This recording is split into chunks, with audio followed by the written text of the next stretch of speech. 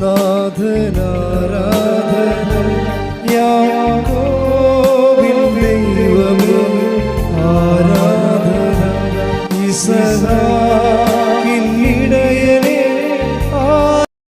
ആരാധന ഇസ്രായേലിൻ രാജനേ ആരാധന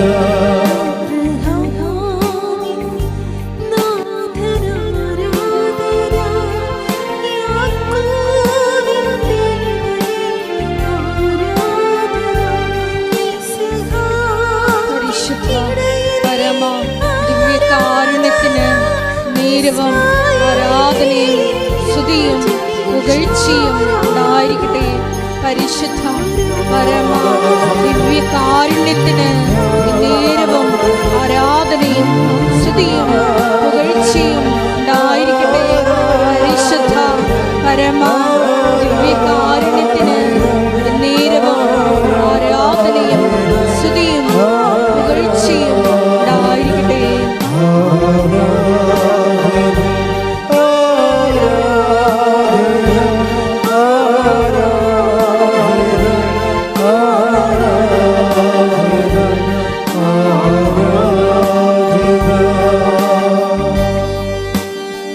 സ്തുതിച്ച് പ്രാർത്ഥിക്കാം. Hallelujah hallelujah.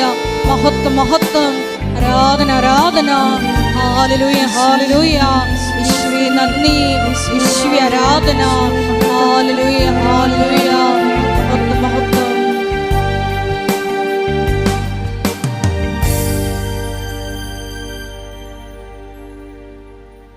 പരിശുദ്ധ പരമ ദിവ്യകാരുണ്യത്തിന് നേരവും ആരാധനയും സ്തുതിയും പുകഴ്ചയും ഉണ്ടായിരിക്കട്ടെ. പരിശുദ്ധ പരമ ദിവ്യകാരുണ്യത്തിന് നേരവും ആരാധനയും സ്തുതിയും പുകഴ്ചയും ഉണ്ടായിരിക്കട്ടെ. പരിശുദ്ധ പരമ ദിവ്യകാരുണ്യത്തിന് നേരവും ആരാധനയും സ്തുതിയും പുകഴ്ചയും ഉണ്ടായിരിക്കട്ടെ. കൃപാസനം പ്രത്യക്ഷീകരണ മധ്യസ്ഥ പ്രാർത്ഥന നമുക്ക് ഏറ്റുചൊല്ലാം. അമ്മേ പരിശുദ്ധ അമ്മേ, അമ്മേ പരിശുദ്ധ അമ്മേ, ദൈവമാതാവേ, ദൈവമാതാവേ, കൃപാസനത്തിലൂടെ ഞങ്ങൾക്കും ഞങ്ങളുടെ ദേശത്തിനും അമ്മ മാധ്യസ്ഥം തേടിത്തന്ന എല്ലാ അനുഗ്രഹങ്ങൾക്കും കൃപകൾക്കും ഞങ്ങളിപ്പോൾ ഹൃദയം നിറഞ്ഞ നന്ദി പറയുന്നു. അമ്മേ പരിശുദ്ധ അമ്മേ, ദൈവമാതാവേ, 2004 ഡിസംബർ 7 ഉച്ച കഴിഞ്ഞ് 2:30 കൃപാസനത്തിൽ സംഭവിച്ച അമ്മയുടെ പ്രത്യക്ഷപ്പെടലിനെ കുറിച്ച് തിരുസഭയ്ക്ക് സമർപ്പിച്ചിരിക്കുന്ന പഠനരേഖകളുടെ വസ്തുനിഷ്ഠവും ദൈവശാസ്ത്ര വിധിപ്രകാരമുള്ളതുമായ അന്വേഷണ പഠനങ്ങൾ നടത്തി ആ പ്രത്യക്ഷപ്പെടലിലൂടെ പ്രകടമായ ദൈവമാതാവിന്റെ പ്രത്യേക കരുതലും സംരക്ഷണവും വെളിപ്പെടുത്തുന്ന പീഡിതരുടെ ആശ്വാസവും പ്രവാചകന്മാരുടെ രാജ്ഞിയും വാഗ്ദാനത്തിന്റെ പേടകവും പ്രപഞ്ച പ്രകൃതിയുടെ മാതാവുമായ പരിശുദ്ധ അമ്മയുടെ ഭക്തി തിരുസഭയിൽ കൂടുതൽ പ്രചരിച്ചു ജീവിതത്തിന്റെ ദുരന്ത അവസ്ഥകളിൽ അകപ്പെട്ട് കഴിയുന്ന അനേകായിരം മക്കൾക്ക് ദൈവത്തിന്റെ സാന്നിധ്യവും സന്ധിപ്പും കൂടുതൽ അനുഭവിക്കുക വഴി ആത്മീയ വിശുദ്ധിയും ദൈവശക്തിയും കൈവരിക്കുവാൻ ഞങ്ങളുടെ കുടുംബങ്ങളെ ഇടയാക്കണമേ. നമുക്ക് സ്തുതിച്ചു പ്രാർത്ഥിക്കാം. ഹല്ലേലൂയ ഹല്ലേലൂയ ഹല്ലേലൂയ. കർത്താവേ സ്തുതിക്കുന്നു, മഹത്വപ്പെടുത്തുന്ന നാമത്തിന് സ്തുതിയും പുകഴ്ചയും. Hallelujah hallelujah. ആരാധന ആരാധന ഹല്ലേലൂയ.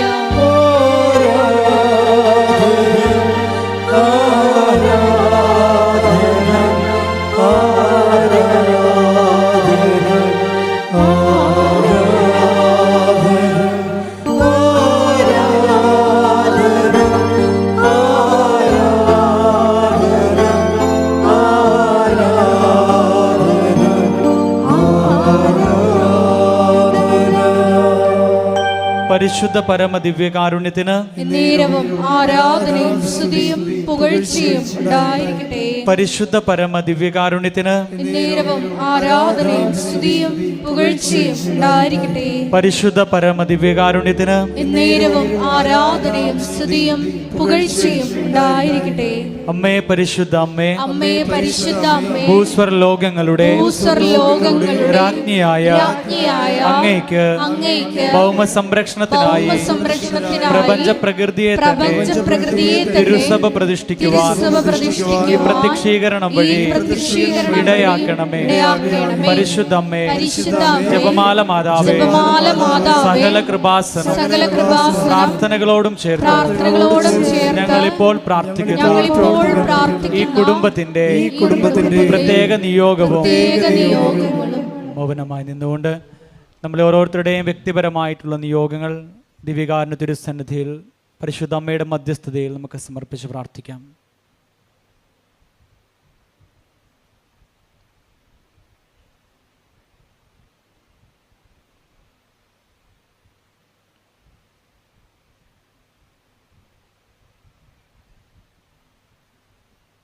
അമ്മയുടെ പ്രത്യക്ഷീകരണത്തിന്റെ ഈ അനുഗ്രഹവേളയിൽ ഞങ്ങൾക്ക് സാധിച്ചു തരുവാൻ കനിയണമേ. ആമേൻ. സ്തുതിച്ച് പ്രാർത്ഥിക്കാം. ഹല്ലേലൂയ, ഹല്ലേലൂയ. മഹത്വം, മഹത്വം. നാളിതുവരെ ഞങ്ങൾക്ക് ലഭിച്ച എല്ലാ കൃപകൾക്കും അനുഗ്രഹങ്ങൾക്കും നന്ദി പറയുന്നു. ഹല്ലേലൂയ, ഹല്ലേലൂയ. മഹത്വം, മഹത്വം. ആരാധന, ആരാധന. ഹല്ലേലൂയ, ഹല്ലേലൂയ. യേശുവേ നന്ദി, യേശുവേ ആരാധന. ഹല്ലേലൂയ.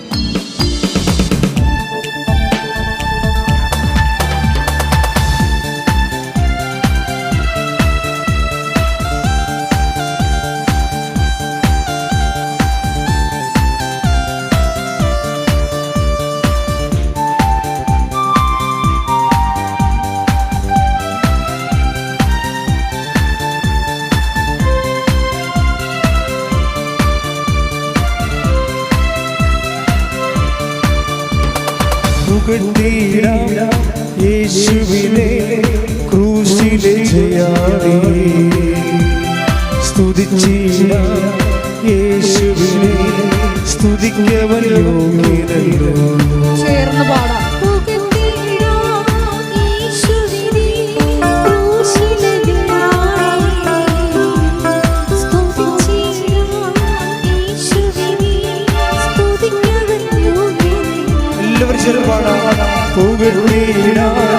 യേശുവിനെ ക്രൂശിലെ ജയാളി സ്തുതിച്ചിടാം.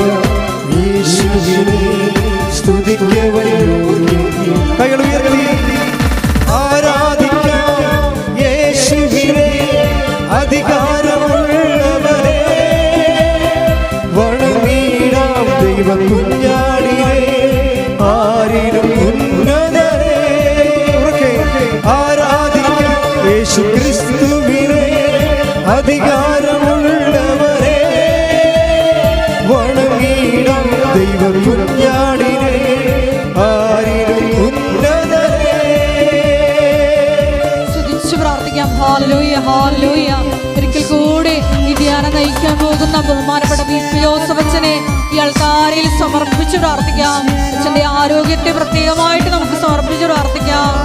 ആരാധനയിൽ ഉടനീളം ഈശോ ഞങ്ങൾക്ക് വചനം നൽകണമേ എന്ന് പ്രാർത്ഥിക്കുന്നു. വചനത്താൽ ഞങ്ങളെ വിശുദ്ധീകരിക്കണമേ എന്ന് പ്രാർത്ഥിക്കുന്നു. ശക്തീകരിക്കണമേ എന്ന് പ്രാർത്ഥിക്കുന്നു. വഴി നടത്തണമേ എന്ന് പ്രാർത്ഥിക്കുന്നു. ഹല്ലേലൂയ, ഹല്ലേലൂയ. മഹത്വം, മഹത്വം. ആരാധന, ആരാധന. ഹല്ലേലൂയ. സ്തുതിക്കട്ടെ. ഹല്ലേലൂയ, ഹല്ലേലൂയ, ഹല്ലേലൂയ, ഹല്ലേലൂയ. യേശുവേ നന്ദി, ഹല്ലേലൂയ, യേശുവേ ആരാധന. യേശുവേ വചനം ശ്രവിക്കുവാൻ ഞങ്ങളെ ഒരുക്കണമേ എന്ന് പ്രാർത്ഥിക്കുന്നു. അഭിഷേകം നൽകണമേ. യേശുവേ നന്ദി, മഹത്വം, മഹത്വം, ഹല്ലേലൂയ, മഹത്വം. ഹല്ലേലൂയ. കവനൻ്റെ വർക്കൗട്ട് ചെയ്യുന്ന നമ്മുടെ നിയോഗങ്ങൾ നിവൃത്തിയാകുന്ന കാലാവസ്ഥകളുണ്ട്. ഇത് പറയാൻ കാരണം കഴിഞ്ഞ സെപ്റ്റംബർ 7-ാം തീയതി ഞാനിവിടെ ഇല്ലായിരുന്നു, ഞാൻ കൽക്കട്ടയിലായിരുന്നു. അപ്പോൾ അവിടെ ഞാൻ ഉറങ്ങിയപ്പോൾ അന്ന് മാതാവിൻ്റെ ജന്മദിനത്തിൻ്റെ തലേ ദിവസം രാത്രിയാണത്. അപ്പോൾ എനിക്കൊരു സ്വപ്നമുണ്ടായി. ഞാൻ രാവിലെ എഴുന്നേറ്റ് അടുത്ത മുറിയിൽ പോയി. വിജയകുമാർ എൻ്റെ കൂടെ ഉണ്ടായിരുന്നു. പുള്ളി അടുത്ത മുറിയിലാണ് താമസിക്കണം. അപ്പോൾ ഞാൻ പറഞ്ഞു, സാറേ ഇന്ന് മാതാവിൻ്റെ ജന്മദിനമാണ്, ഹാപ്പി മെരിമസ് എന്നൊക്കെ പറഞ്ഞ് സാറിനെ വിഷ് ചെയ്തേച്ചും ഞാൻ സാറിനോട് പറഞ്ഞു, സാറേ ഇന്ന് വെളുപ്പിന് ഒരു 3 മണിയായപ്പോൾ അമ്മ പറഞ്ഞു കവനൻറ്റിന് ഡിസ്പോസിഷൻ ഉണ്ടെന്ന് പറഞ്ഞ്. ഡിസ്പോസിഷൻ എന്ന വാക്കാണ് അമ്മ ഉപയോഗിച്ചത്. അപ്പോൾ ഞാൻ സാറിനോട് ഇത് പറഞ്ഞു. അപ്പോൾ എന്നോട് ചോദിച്ചു എന്താണ് ഡിസ്പോസിഷൻ എന്നോട് ചോദിച്ചു. അപ്പോൾ ഞാൻ പറഞ്ഞു, നമ്മൾ മലയാളത്തിൽ എന്നാ പറയണത് ഡിസ്പോസിഷന്?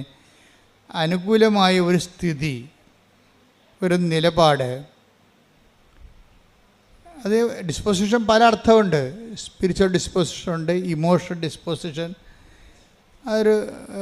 ഒരു സ്വഭാവമാണ് ശരിക്കും പറഞ്ഞാൽ. അപ്പം അതിന് അപ്പോൾ സാറിനും അത് ആദ്യം പറഞ്ഞപ്പോൾ മനസ്സിലായില്ല ശരിക്കും. ഞാൻ പിന്നെ അത് ഈ ദിവസങ്ങളിലൊക്കെ അതിൻ്റെ കറക്റ്റ്നെസ് കിട്ടാൻ വേണ്ടി അങ്ങനെ പ്രാർത്ഥിച്ച് വെയിറ്റ് ചെയ്യുകയായിരുന്നു. അമ്മ എന്താ ഈ നിങ്ങൾ മാതാവിൻ്റെ കൂടെ ജീവിക്കുമ്പോൾ നിങ്ങൾക്കറിയാമല്ലോ, എല്ലാം ആദ്യം വേണ്ടത് ശ്രദ്ധയാണ് വേണ്ടത്. മാതാവിൻ്റെ ഉടമ്പടിയായി കഴിഞ്ഞാൽ പിന്നെ നിങ്ങൾ ശ്രദ്ധ വേണം നിങ്ങൾക്ക്. ഇപ്പം നിങ്ങൾക്ക് ഇപ്പോൾ പ്രഗ്നൻ്റ് ആയി കഴിഞ്ഞാൽ ഇപ്പോൾ നിങ്ങൾ കല്യാണം കഴിച്ചു, ഉടനെ പ്രഗ്നൻ്റായി കഴിയുമ്പോൾ എന്താ, അവർക്ക് നേരത്തെ പ്രഗ്നൻ്റ് ആകുന്നതിന് മുമ്പ് ഉണ്ടായിരുന്ന മാനസികാവസ്ഥ അല്ലല്ലോ. അവർക്ക് പ്രത്യേക കുഞ്ഞിനെക്കുറിച്ചാണ് പിന്നെ ശ്രദ്ധയുള്ളത്. കുഞ്ഞിനൊന്നും കേട് വരരുത് എന്ന രീതിയിൽ അവർ ഇരിപ്പ് നോക്കും, അവർ കിടക്കുമ്പോൾ നോക്കും, ചരിയണം നോക്കും, എല്ലാം നോക്കും. അപ്പോൾ അതെന്താ കാര്യം വെച്ച് കഴിഞ്ഞാൽ ആവശ്യമായ ഓക്സിജനും അതുപോലെ തന്നെ കുഞ്ഞിന് കിട്ടി സ്വസ്ഥമായി അത് വളരുക എന്നുള്ള ഒരു ഉദ്ദേശമാണ് അമ്മയ്ക്കുള്ളത്. അതൊരു ഡിസ്പോസിഷനാണ് ശരിക്കും പറഞ്ഞാൽ. ഇപ്പോൾ മനസ്സിലായില്ലേ കാര്യങ്ങൾ പെട്ടെന്ന്? അതാണ് എൻ്റെ കാര്യം. അത് അനുകൂലമായ നമ്മുടെ മാനസികമായ ഒരു സഹകരണം, അനുകൂലമായ സഹകരണം. അതിനാണ് അച്ഛൻ ക്ലൈമറ്റ് എന്ന് പറഞ്ഞത്, കവനൻ്റെ ക്ലൈമറ്റ്. ഈ കവനൻ്റെ ക്ലൈമറ്റ് ഈ ദിവസങ്ങളിൽ ഈ ദിവസങ്ങളിൽ വന്ന സാക്ഷ്യങ്ങളെല്ലാം ഞാൻ പരിശോധിക്കുകയായിരുന്നു. എവിടെയാണ് ഈ അമ്മ സെപ്റ്റംബർ 7 പറഞ്ഞ ക്ലൈമറ്റ് ഡിസ്പോസിഷൻ എവിടെയൊക്കെയാണ് ഉള്ളതെന്നാണ് ഞാൻ ഈ ദിവസങ്ങളിൽ സാക്ഷ്യം കേട്ടപ്പോൾ നോക്കിയത്. അപ്പോൾ അതിലെനിക്ക് കുറേ സാക്ഷ്യങ്ങൾ അങ്ങനെ കിട്ടി. ക്ലൈമറ്റ് ഡിസ്പോസിഷനുള്ള ഒത്തിരി സാക്ഷ്യങ്ങൾ കിട്ടി. അതിലൊരു സാക്ഷ്യം ജിൻസി അലക്സ് കൊല്ലങ്കോട്. അവിടെ സാക്ഷ്യം, അവിടെ ഭർത്താവിന് കിഡ്നിയുടെ അസുഖമാണ്. അപ്പോൾ ഉടനെ അവരെ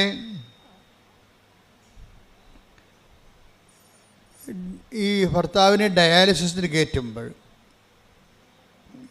ഇവർക്കാണെങ്കിൽ കാര്യം അവർ ചെറുപ്പമാണ്. അപ്പോൾ പെട്ടെന്നിങ്ങനെ ഒരു കിഡ്നിക്ക് അസുഖം വന്നപ്പോൾ നമ്മൾ പറയില്ലേ, പച്ചമലയാളത്തിൽ പറഞ്ഞ നിന്നിടം മറന്നു പോകണമെന്ന് പറയത്തില്ലേ. അപ്പം അങ്ങനെ ഒരവസ്ഥ ആണ് അവിടെ ഉള്ളതെല്ലാം. പക്ഷേ ഇവൾ ഈ ഉടമ്പടി എടുത്തിരിക്കും. കിഡ്നി അസുഖമാണെന്ന് കേട്ടപ്പോൾ തന്നെ വന്ന് ഉടമ്പടി എടുത്ത് കഴിയുമ്പോൾ ഒരു ഡിസ്പോസിഷൻ രൂപപ്പെട്ടു വരും. ചിലർക്ക് ഉണ്ടാകത്തില്ല. ചിലരിങ്ങനെ ഓട്ടോമാറ്റിക്കായിട്ട് വന്ന് യാന്ത്രികമായിട്ട് എടുത്തുകൊണ്ട് പോണ കാരണം അവർക്കുണ്ടാകത്തില്ല.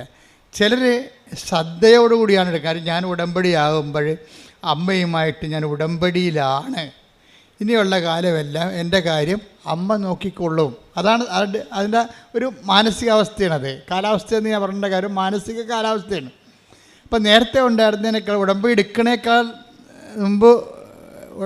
എടുക്കുന്നതിന് മുമ്പുണ്ടായിരുന്ന കാലാവസ്ഥയെക്കാളും വ്യത്യസ്തമായ കാലാവസ്ഥയാണിത്. ഇവള് വളരെ എത്ര തിരക്കാണെങ്കിലും നമ്മൾ ദൈവമായിട്ട് ഒരു ഉടമ്പടി റിലേഷൻസ് വരികയല്ലേ. അപ്പം നമുക്ക് കുറച്ച് ഉത്തരവാദിത്വമുണ്ട്, ദൈവത്തിനും കുറച്ച് ഉത്തരവാദിത്വമുണ്ട്. ദൈവത്തിൻ്റെ ഉത്തരവാദിത്വം എന്താണ്? നമ്മളെ സംരക്ഷിക്കുക, വളർത്തുക, നിലനിർത്തുകയാണ് ദൈവത്തിൻ്റെ ഉത്തരവാദിത്വം. നമ്മുടെ ഉത്തരവാദിത്വം എന്താ? ദൈവത്തിന് പ്രവർത്തിക്കാൻ പറ്റുന്ന രീതിയിൽ നമ്മളെ തന്നെ പരുവപ്പെടുത്തുകയാണ് നമ്മുടെ ഉത്തരവാദിത്വം.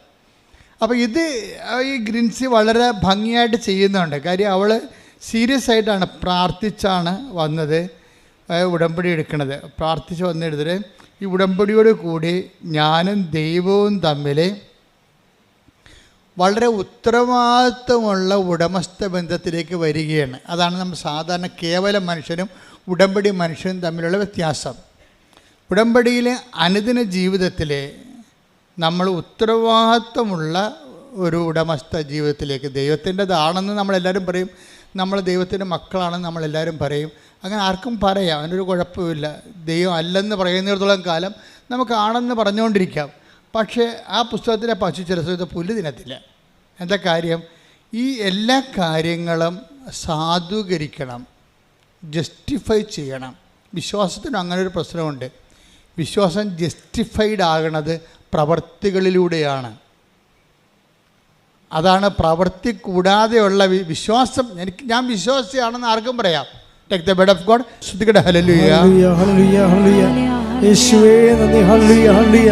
യാക്കോബ് 2:24 മനുഷ്യൻ വിശ്വാസം കൊണ്ട് മാത്രമല്ല, പറഞ്ഞേ, മനുഷ്യൻ വിശ്വാസം കൊണ്ട് മാത്രമല്ല പ്രവൃത്തികളാലുമാണ് നീതീകരിക്കപ്പെടുന്നതെന്ന് നിങ്ങൾ അറിയുന്നു. അപ്പം വിശ്വാസം കൊണ്ട്, അതിനെ വിശ്വാസത്തെ സാധൂകരിക്കുന്നതാണ് എന്ത്? നമ്മുടെ വിശ്വാസം ആത്മാർത്ഥമാണ്. നമ്മുടെ വിശ്വാസത്തെ അത് ആത്മാർത്ഥതയുള്ളതാണെന്ന് തെളിയിക്കാൻ ആർക്കാണ് ബാധ്യത? നമുക്ക് ബാധ്യതയുണ്ട്. എപ്പോഴും ശ്രദ്ധിക്കണം. അല്ല ഞാനൊരു ക്രിസ്ത്യൻ കുടുംബത്തിൽ ജനിച്ചു, അല്ലെങ്കിൽ ഞാൻ അക്രൈസ്തവ കുടുംബത്തിൽ ജനിച്ചു, ഇപ്പോഴും ഞാൻ ഈശോയിൽ വിശ്വസിക്കണോ എന്ന് പറഞ്ഞിട്ട് കാര്യമില്ല. അത് സത്യമാണെന്ന് തെളിയിക്കാനുള്ള ബാധ്യത, ആത്മാർത്ഥത നമുക്കുണ്ടാകണം. അപ്പോൾ ഇങ്ങനെ ഈ ആത്മാർത്ഥതയാണ് അതിൻ്റെ പിന്നിലുള്ള ആത്മാർത്ഥതയാണ് അതിനെ സാധൂകരിക്കണത്. പ്രാർത്ഥിക്കുക, കർത്താവേ എൻ്റെ വിശ്വാസത്തെ അതിന് അനുയോജ്യമായ പ്രവർത്തനങ്ങളാൽ സാധൂകരിക്കാൻ എന്നെ സഹായിക്കണമേ. അപ്പം എല്ലാ വിഷയങ്ങളും പ്രാർത്ഥനയാണെങ്കിലും, ഇപ്പം നീ പ്രാർത്ഥിക്കണമെന്ന്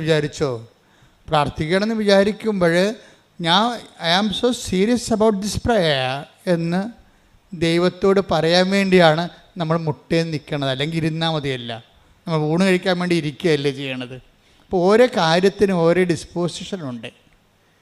ഓരോ കാര്യത്തിന് എല്ലാ കാര്യത്തിനും കൂടി ഒരു രീതി അല്ലല്ലോ. ഇപ്പം നമ്മൾ ഇരുന്ന് നമ്മൾ കസേര ഇരുന്ന് ഊണ് കഴിക്കും. കസേര ഇരുന്നും ഒക്കെ പ്രാർത്ഥിക്കുകയും ചെയ്യാം, ദൈവം കേൾക്കും. കാര്യം പ്രാർത്ഥിക്കണം നമ്മളല്ലേ, മനസ്സിലല്ലേ പ്രധാനം. പക്ഷേ ഒരു ഫിസിക്കൽ ഡിസ്പോസിഷൻ അവിടെ വരും. എന്താ കാര്യം? I am so serious about this prayer, അതുകൊണ്ട് ഞാൻ മുട്ടേ നിൽക്കുന്നത്. കാര്യം ഇത് പ്രാർത്ഥനയ്ക്ക് വേണ്ടി മാത്രം ഉപയോഗിക്കുന്ന പൊസിഷനാണ്. അതാ വിഷയം. പ്രാർത്ഥനയ്ക്ക് വേണ്ടി മാത്രം ഉപയോഗിക്കുന്ന പൊസിഷൻ. നമുക്ക് നടന്നൊക്കെ പ്രാർത്ഥിക്കാം. ഞാൻ രാവിലെയൊക്കെ നടന്നാണ് പ്രാർത്ഥിക്കുന്നത്. പക്ഷേ അതിൻ്റെ പ്രോപ്പർ പൊസിഷൻ എന്താണ്? മുട്ട നിൽക്കുക എന്നുള്ളതാണ്. അപ്പം അതാണ് ഒരു രീതി. അതേസമയം ഇന്ത്യൻ രീതി അനുസരിച്ച് സർവ്വസാഷ്ടാംഗമായിട്ട് വീണ് കിടക്കും. അതും ശരിയാണ്. കാര്യം എന്താണ്? അത് നമ്മൾ എല്ലാ വിഷയത്തെക്കാളും ദൈവത്തെ അംഗീകരിക്കുകയും ആരാധിക്കുകയും ചെയ്യുന്നത് സർവാംഗം സാഷ്ടാംഗം പ്രണാമം ചെയ്ത് കിടക്കും. ഞങ്ങളൊക്കെ കിടക്കും അതുപോലെ. അതിൻ്റെ കാര്യം വെച്ച് കഴിഞ്ഞാൽ ഇതെല്ലാം പ്രാർത്ഥനയുടെ ഡിപ്പോസിഷനാണ്. അങ്ങനെ കിടന്ന് ഉറങ്ങിപ്പോണവരും ഉണ്ടാകും. അപ്പോൾ ഉറക്കത്തിന് നമ്മൾ കിടക്കുകയാണ് ചെയ്യണത്. പക്ഷേ പ്രാർത്ഥനയ്ക്ക് നമ്മൾ കമന്നാണ് കിടക്കണത്. കേട്ടാ, ഉറക്കം നമുക്കത് ഇങ്ങനെയൊക്കെ ചരിഞ്ഞൊക്കെ കിടക്കാം അല്ലേ. പക്ഷേ സർവ്വസാഷ്ടാംഗം വേണം കിടക്കണത് എങ്ങനെയാണ്? കമന്നാണ് കിടക്കണത്. കൈ സ്വസ്തിക എഴുതി ശിരസിൻ്റെ മുന്നിൽ വെച്ച് കവന്ന് കിടക്കൂടാ. അപ്പോൾ വെച്ചാൽ സർവാംഗം നമ്മൾ സമർപ്പിക്കണം എന്നാണ് അവർ. അപ്പോൾ ഇതാണ് പൊസിഷൻ എന്ന് പറയണത്, പ്രോപ്പർ പൊസിഷൻ. ഇതുപോലെ ഉടമ്പടിക്കും ഒരു പ്രോപ്പർ പൊസിഷനുണ്ട്. ഒന്നല്ല, ഒത്തിരി പ്രോപ്പർ പൊസിഷൻസ് ഉണ്ട്. അതിൻ്റെ അകത്ത് നിലപാടുകളും വരും. ഓരോ വിഷയത്ത് അതിൽ സമീപനങ്ങൾ വരും. നമ്മുടെ ഒരു സമീപനം. ഇപ്പോൾ ഉദാഹരണത്തിന് ഇപ്പോൾ ഈ ജിൻസിയുടെ വിഷയം എന്താണ്? ജിൻസിയുടെ ഭർത്താവിന് അലക്സിനാണ് കിഡ്നി അസുഖം. ഇപ്പം ഡയാലിസിസ് നടന്നുകൊണ്ടിരിക്കുകയാണ്. ഡയാലിസിസ് നടന്നു കഴിഞ്ഞപ്പോൾ ഈ മനുഷ്യൻ, അതായത് രണ്ടുപേരും കൂടി വളരെ സന്തോഷമായിട്ട് ജീവിച്ചതാണ്, ചെറുപ്പക്കാരാണ്. പക്ഷെ പെട്ടെന്ന് അങ്ങോട്ട് കാലാവസ്ഥ മാറി വേറെ ലെവലിലായി. ഡയാലിസിസ് കഴിഞ്ഞോടുകൂടി ഇയാൾക്ക് എന്ത് സംഭവിക്കുന്നതിനെക്കുറിച്ച് ഇയാൾക്കൊരു ഐഡിയ ഇല്ല. ഇയാൾ തളർന്ന രീതിയിൽ ഇവളെ ഇങ്ങനെ നോക്കും. എന്താണ്, നമ്മൾ പിരികയാണല്ല എന്നുള്ള അതാണ് അവസ്ഥ. നോക്കിയേ, ഇങ്ങനെ നോക്കുമ്പോൾ അച്ഛൻ വന്ന് ലാസ്റ്റ് സാക്രമെൻ്റ് കൊടുക്കും, അവസാനത്തെ കൂദാശ കൊടുക്കും. അപ്പം അച്ഛൻ പോയി കഴിയുമ്പോൾ ആശുപത്രിയിൽ ബന്ധുക്കളെല്ലാം ഇവളെ കെട്ടിപ്പിടിച്ച് കരയും. ആ ഓരോ സിറ്റുവേഷൻസ് നോക്കി, ഈവൻസ് കണ്ടില്ലേ? അച്ഛൻ പോയി കഴിയുമ്പോൾ അവിടെ ഉണ്ടായിരുന്ന ബന്ധുക്കൾ, സ്വന്തപ്പെട്ടവരെല്ലാം ഈ ജിൻസിയെ കെട്ടിപ്പിടിച്ച് കരയും. എന്ന് വെച്ച് കഴിഞ്ഞാൽ അവളുടെ ഭർത്താവ് തീർന്ന് പോയി, ഈ ലോകത്തുനിന്ന് വിടപിരിഞ്ഞെന്ന രീതിയിലേക്ക് കഴിയും. പക്ഷേ ഇവള് പറയണത് ഞാൻ കരഞ്ഞില്ലെന്നാണ് പറയുന്നത്. അതാണ് ഡിസ്പോസിഷൻ. അതാണ് ഉടമ്പടി ഒരു മനുഷ്യനെ എങ്ങനെയാണ് ചേഞ്ച് ചെയ്യണം നോക്കണം. ഈ വിഷയങ്ങളെല്ലാം എൻ്റെ മുമ്പിൽ നടന്നുകൊണ്ടിരിക്കുകയാണ്, പക്ഷെ ഞാൻ മാത്രം കരഞ്ഞില്ല. എന്താ കാര്യം? എനിക്കറിയാം അമ്മ ഏതെങ്കിലും നിമിഷം ഉടമ്പടി എടുത്തിരിക്കണം. ഞാൻ അമ്മയുമായിട്ട് ഉടമ്പടിയിലാണ്. അപ്പോൾ ഏതെങ്കിലും സമയത്ത് അമ്മ ഈ വിഷയം അറിയും. അച്ഛൻ വന്നതും അച്ഛൻ പോയതൊക്കെ ആദ്യം പറഞ്ഞത് ആരാണ്? അമ്മ അറിഞ്ഞിട്ടുണ്ട് ഇത് ചെയ്തത്. ഇതാണ് ഡിസ്പോസിഷൻ. ഇപ്പോൾ അതൊക്കെ മനസ്സിലായില്ലേ? ഡിസ്പോസിഷൻ എന്ന് പറഞ്ഞാൽ മനസ്സിലായില്ലേ? അതൊക്കെ അതായത് ഇത്രയും നമ്മുടെ ചുറ്റും ലോകം മുഴുവനും കലങ്ങി മറിയുമ്പോഴും ഉടമ്പടി എടുത്ത ആ ദൈവ പൈതൽ ഒരു ഉടമ്പടി നിലപാടുണ്ട്. ഉടമ്പടി സമീപനത്തിലൂടെ ദൈവത്തിൽ ആഴമായി വിശ്വസിച്ച് തൻ്റെ ഈ സംഘർഷങ്ങളിടയിലുള്ള തൻ്റെ വിശ്വാസം ഏറ്റുപറച്ചിൽ അങ്ങ് അറ്റ കൈയായിട്ട് നിൽക്കുകയാണ്. കരയാതെ അങ്ങ് ദൈവത്തിൽ ആഴമായി ശരണപ്പെട്ടുകൊണ്ട് നിൽക്കുകയാണ്. പെട്ടെന്നാണ് ഈ മനുഷ്യൻ്റെ ലക്ഷണം മാറണത്. പടപടാ ഇവളുടെ ഇതെല്ലാം ദൈവത്തിൽ നമ്മളുടെ ഒരു നിലപാട്, സമീപനമൊക്കെ പ്രാർത്ഥനയാണ്. പ്രാർത്ഥന ചുണ്ടുകൊണ്ട് മാത്രമുള്ളതല്ല. അതായത് ഈ ഇങ്ങനെയുള്ള സംഘർഷ സമയത്തുള്ള നമ്മുടെ ഇതൊക്കെ ഒരു ഉടമ്പടി നിലപാടാണ്. എന്താ, നമ്മൾ വെറുതെ ഒരു പ്രാർത്ഥിച്ചിരിക്കുകയല്ല, നമ്മൾ ദൈവവുമായിട്ട് ഒരു ഉടമ്പടി എടുത്തിരിക്കുകയാണ്. അപ്പോൾ ദൈവവും നമ്മൾ ഈക്വൽ പാർട്ട്നേഴ്സാണ്. ഈ ഒരു വ്യവഹാരത്തിൽ, ബന്ധത്തിൽ 50-50 പാർട്ട്ണറാണ് നമ്മൾ. പകുതി നമ്മളും പകുതി ദൈവവുമാണ്. അപ്പോൾ ഒരു പൊതുവായിട്ടുള്ള പദ്ധതിയാണ് ഉടമ്പടി.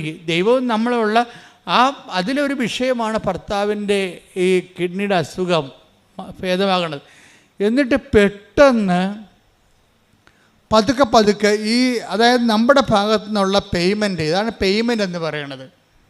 ഇപ്പം നമ്മൾ അഡ്വാൻസ് കൊടുത്താൽ മാത്രം പോലെ, ഉടമ്പടി നിങ്ങൾ എടുക്കുമ്പോൾ നിങ്ങളുടെ അഡ്വാൻസ് കൊടുക്കുകയാണ്. എന്താ കാര്യം? ഇങ്ങനെയൊക്കെ ഉള്ളതെല്ലാം ദൈവത്തിന് വേണ്ടി ചെയ്തുകൊള്ളാമെന്ന് പറഞ്ഞൊരു അഡ്വാൻസ്. പക്ഷേ ദൈവം എന്നാ ചെയ്യണമെന്ന് പറയുമ്പോൾ അതിൻ്റെ ഫുൾ എമൗണ്ട് പേ ചെയ്യാൻ പറയും. പക്ഷേ ആൾക്കാർക്കത് മനസ്സിലാകത്തില്ല. ചിലർ പറയും സാധനം കിട്ടട്ട എന്നിട്ട് ഞങ്ങൾ ഫുൾ എമൗണ്ട് പേ ചെയ്യാൻ പറയും. എങ്ങനെ?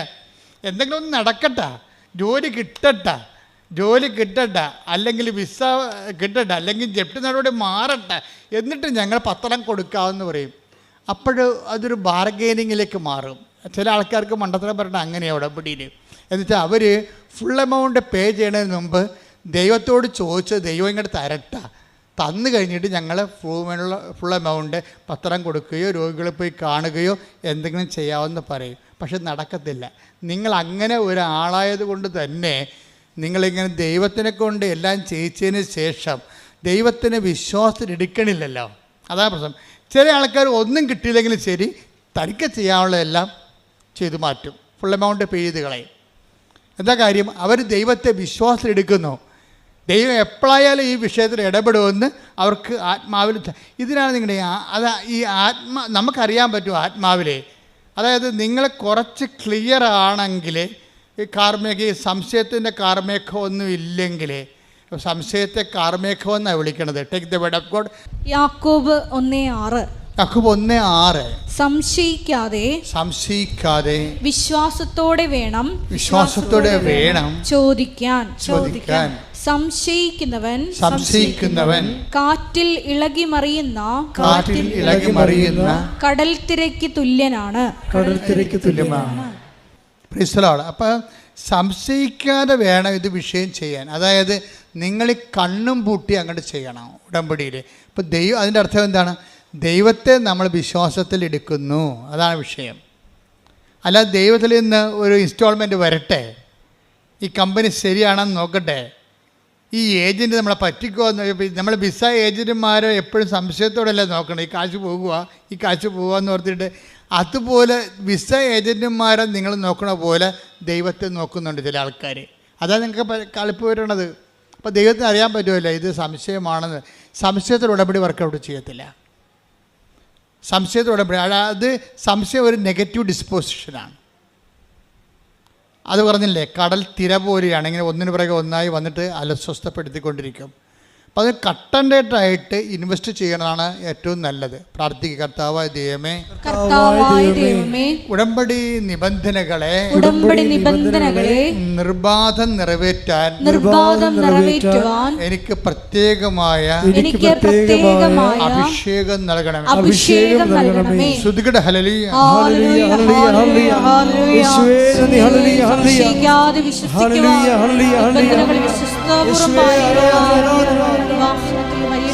ജ്ഞാനത്തിലൂടെ ഞങ്ങൾ അഭിഷേകം ചെയ്യണമേ.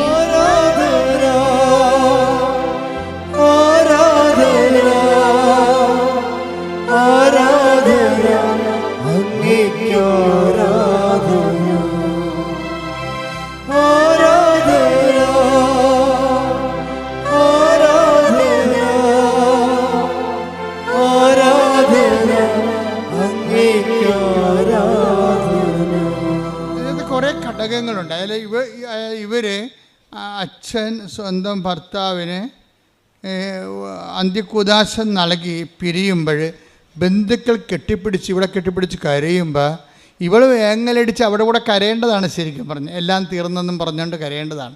ഇവിടെ കരയാത്തതിൻ്റെ കാരണം ഇവളുടെ വിശ്വാസം, പ്രത്യാശ ഇവർക്ക് കൊടുക്കുന്നുണ്ട്. പ്രത്യാശ എന്താണ് നമുക്ക് നൽകണത്? പ്രത്യാശ നമ്മളെ നിരാശരാക്കുന്നില്ല. പ്രത്യാശ എപ്പോഴാണ് നമ്മൾ നിരാശരാക്കാത്തത്? നമ്മൾ ചിന്തിക്കുന്ന പരിശുദ്ധാത്മാവിനാൽ ദൈവത്തിൻ്റെ സ്നേഹമെന്തെന്ന്. ടേക്ക് ദ വേർഡ് ഓഫ് റോമർ 5:5. ശ്രുതികട ഹല്ലേലൂയ. 5:5. പ്രത്യാശ നമ്മെ നിരാശരാക്കുന്നില്ല. ഒന്ന് പറഞ്ഞേ, പ്രത്യാശ നമ്മളെ നിരാശരാക്കുന്നില്ല. കാരണം നമുക്ക് നൽകപ്പെട്ടിരിക്കുന്ന പരിശുദ്ധാത്മാവിലൂടെ ദൈവത്തിന്റെ സ്നേഹം നമ്മുടെ ഹൃദയങ്ങളിലേക്ക് ചൊരിയപ്പെട്ടിരിക്കുന്നു. അപ്പൊ ഇതാണ് വിഷയം. അതായത് ഉടമ്പടി എടുക്കുമ്പോഴേ ജിൻസിക്ക് ഇതിന് ഇനിയുള്ള എല്ലാ അതിജീവനങ്ങൾക്കും ആവശ്യമായ ആത്മാഭിഷേകം കിട്ടിയിട്ടുണ്ടാണ്, പരിശുദ്ധാത്മാവിനെ. അത് വെറുതെ നിൽക്കാൻ പറ്റത്തില്ല.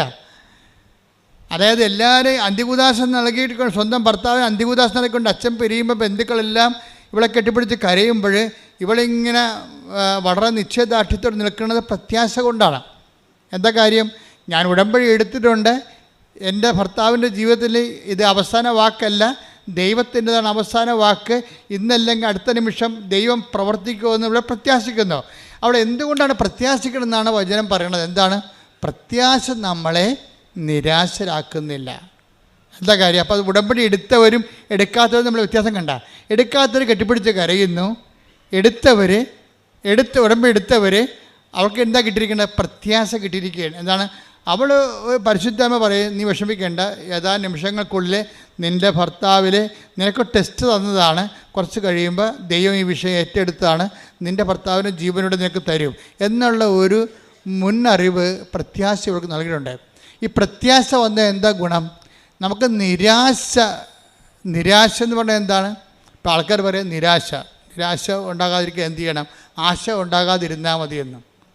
പണ്ട് ബുദ്ധനൊക്കെ അങ്ങനെ പറഞ്ഞുകൊണ്ടിരുന്നത്, ആശ ഉണ്ടാകാതിരുന്നാൽ മതിയെന്ന്. പക്ഷേ ബൈബിൾ പറയും, ബൈബിൾ അതിനെ ഈ അണ്ടേ കൊണ്ടേ വളം വെക്കത്തില്ല, ഡയറക്റ്റ് റൂട്ടിലെ വളം വെക്കത്തുള്ളൂ. ബൈബിൾ എന്താ പറയണത്? പ്രത്യാശ ഉണ്ടെങ്കിൽ സ്വാഭാവികമായിട്ടും നിനക്ക് നിരാശ ഉണ്ടാകത്തില്ല. എന്തുകൊണ്ടാണ് നിനക്ക് നിരാശ ഉണ്ടാകാത്തത് എന്താണെന്ന് വെച്ച് കഴിഞ്ഞാൽ പരിശുദ്ധാത്മാവ് നിനക്ക് അറിവ് നൽകും. അതാണ് വിഷയം. എന്താണ്? ഈ ഉടമ്പടിയോടുകൂടി നീ പരിശുദ്ധാത്മാവിൻ്റെ പ്രത്യേകമായ ഇടപെടലിനും കമ്മ്യൂണിക്കേഷനിലാകും നീ ദൈവമായിട്ട്. അപ്പോൾ ഒരു ആന്തരികമായൊരു കമ്മ്യൂണിക്കേഷൻ കിട്ടിക്കഴിഞ്ഞാൽ നിനക്ക് ആന്തരിക ഉറപ്പ് ലഭിക്കും. ഇപ്പം എല്ലാവരും കിടന്ന് വിഷമിക്കുമ്പോഴും ചില സ്നേഹബന്ധങ്ങളൊക്കെ ഉണ്ടാകുമല്ലോ. അപ്പോൾ ഒത്തിരി കല്യാണ മന്ദിരം പോണ്, അവളെ ഒന്നിനും കെട്ടണില്ല, ഒന്നിനും സമ്മതിക്കണില്ല അവൾ.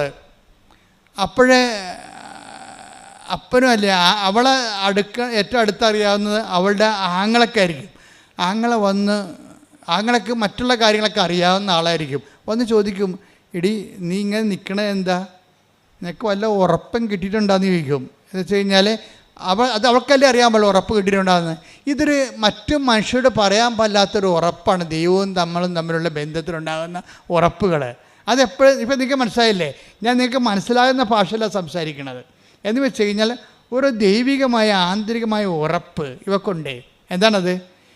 ഇത് അവസാനമല്ല, ദൈവം ഇടപെടുമെന്ന്. ആ ഉറപ്പ് പക്ഷേ ഉടമ്പടി എടുക്കാത്തവർക്കില്ല. ഉടമ്പടി എടുക്കുമ്പോൾ എന്ത് നിങ്ങൾക്ക് സംഭവിക്കണം നിങ്ങൾ അറിയണം. നിങ്ങളിങ്ങനെ ഓരോ ആൾക്കാർ വന്നിട്ട് ഓരോ അപേക്ഷക്കത്ത് എഴുതിക്കൊണ്ടു നിൻ്റെ അടുത്ത് കെട്ടിത്തത്തിച്ച് പോണ പോലെ അങ്ങനെ ഈസിയായിട്ട് പോണവരെ പോകും. അവർക്ക് അത് മനസ്സിലാകത്തില്ല. പക്ഷേ ഇത് ഉടമ്പടി വളരെ കാമ്പെക്കൊണ്ട് ശ്രദ്ധയോടെ ക്ലാസ്സെല്ലാം കേട്ട് താൻ എന്തിനാണ് ഉടമ്പടി എടുക്കണതെന്ന് എന്ന് ഒക്കെ നല്ല നിശ്ചയത്തോടെ ഉടമ്പടി എടുക്കുന്നവർക്ക് അവരുടെ അറിവിന് ആനുപാതികമായ ഒരു അനുഭവം ഉണ്ടാകും. എപ്പോഴും നമ്മൾ ശ്രദ്ധിക്കേണ്ടതേ ഇതെല്ലാം വർക്കൗട്ട് ചെയ്യണത് ഒരു അനുഭവത്തിൻ്റെ വെളിച്ചത്തിലാണ്. അനുഭവം ഉണ്ടാകണമെങ്കിൽ എന്ത് ചെയ്യണം? ആദ്യം അറിവുണ്ടാകണം. അറിവെന്ന് പറഞ്ഞാൽ എന്തുമാത്രം അറിവാണെന്ന് എനിക്കറിയത്തില്ല. ഞാൻ 10-38 കൊല്ലമായി ശുശ്രൂഷ ചെയ്തുകൊണ്ടിരിക്കുന്നതാണ്. ഇപ്പോഴും ഈ വിഷയത്തിൽ പുതിയ കാര്യങ്ങളാണ് കർത്താവ് പറയണത്. അപ്പോൾ അറിവ് എവിടെ ചെന്നെത്തുമെന്ന് ഒരു പിടിയുമില്ല. നമ്മൾ ചിലപ്പോൾ ഇപ്പോഴും ABCD തന്നെ ആയിരിക്കും ചിലപ്പോൾ ആധ്യാത്മികതയുടെ. എന്നു കഴിഞ്ഞാൽ ഇതിൻ്റെ അകത്ത് വെച്ച് കഴിഞ്ഞാൽ അറിവാണ് നമുക്ക് എന്ത് തരണത്? അനുഭവം തരണത്. അപ്പം അനുഭവത്തിൻ്റെ അകത്ത് മൈനർ എക്സ്പീരിയൻസ് ഉണ്ട്, മേജർ എക്സ്പീരിയൻസ് ഉണ്ട്. ഇപ്പം മൈനർ എക്സ്പീരിയൻസിന് മൈനറായിട്ടുള്ള അറിവൊക്കെ മതി. മേജർ എക്സ്പീരിയൻസിന് മേജർ ആയിട്ടുള്ള വിസ്റ്റം വേണം. ഇതാണ് നമ്മൾ കൂടുതൽ ആഴങ്ങളിലേക്ക് നീക്കി വലയിറക്കാൻ ഈശോ പറയത്തില്ലേ? ഈശോ എന്താ ശ്രദ്ധിക്കട്ടെ. ഹല്ലേലൂയ. ലൂക്ക 5:4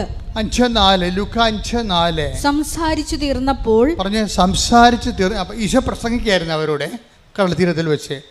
സംസാരിച്ചു തീർന്നപ്പോൾ അവൻ ശിമയോനോട് പറഞ്ഞു, ആഴത്തിലേക്ക് നീക്കി മീൻ പിടിക്കാൻ വലയിറക്കുക.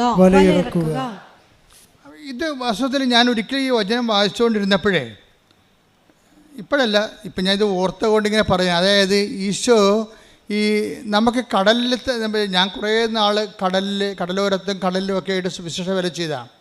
എപ്പോഴും വെള്ളം പിഞ്ചിരിക്കാൻ പോവുകയും പിന്നെ വർഷമാകുമ്പോൾ എല്ലാ വെള്ളങ്ങളും ഒരുമിച്ച് കൂട്ടിയിട്ട് അവരെ കുമ്പസാരിപ്പിക്കുകയും വള്ളത്തേക്ക് കടലിൽ ചെറുവള്ളങ്ങളിൽ പോയിട്ട് വലിയ വള്ളങ്ങളിൽ കയറിയും ബോട്ടുകളിൽ പോയി അവരെ വെഞ്ചരിക്കുകയും കത്തോലിക്കരെ കുമ്പസാരിപ്പിക്കുകയും ചെയ്യുന്ന ഒരു ശുശ്രൂഷയുണ്ട്. 10 കൊല്ലം ചെയ്തതാണ്.